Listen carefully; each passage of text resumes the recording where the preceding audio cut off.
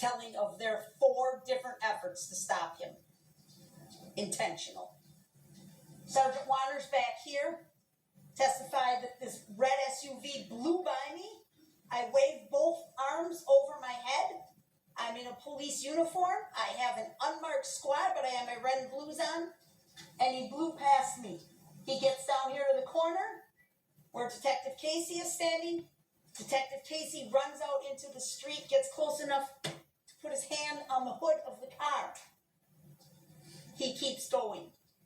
He comes down, turns onto Main Street, gets in this area of East Avenue to the south and Buckley Street to the north. This is where he encounters Officer Schneider and Officer Buttrin.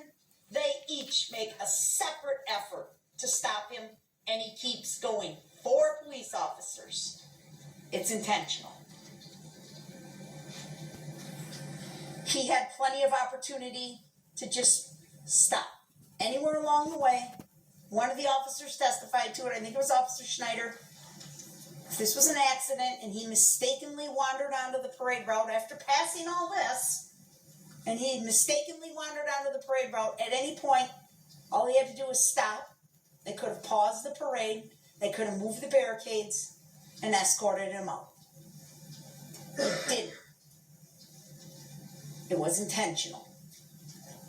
He went on for 4 blocks. 4 blocks.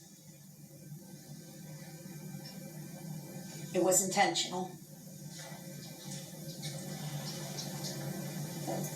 He reached speeds of approximately 30 miles an hour. That's intentional. He plowed through 68 different people. 68. How can you hit 1 and keep going? How can you hit 2 and keep going? How can you hit 3 and keep going? Didn't faze him a bit. He kept going until he got to the end, and there was no more bodies to hit. It's intentional.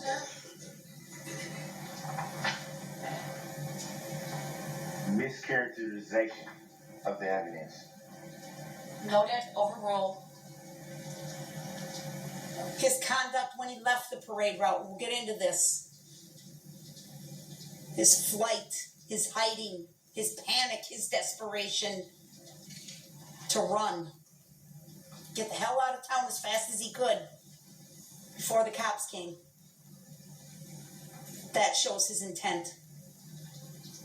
His interview with Detective Carpenter, we spent several hours playing you snippets of that interview. How telling was that? Never once did he say any of these things. Never once did he say, like he told you in his opening statement, it wasn't an accident. It wasn't intentional. Never said that to Detective Carpenter. No, he came up with some convoluted story about, I got a ride out here from a buddy in a tan Kia, and then I left to go meet Erica, and we got into a fight, and then I went back, and the other guy got into a fight, and he was leaving, so I took off on foot. Absolutely nonsensical story. Does not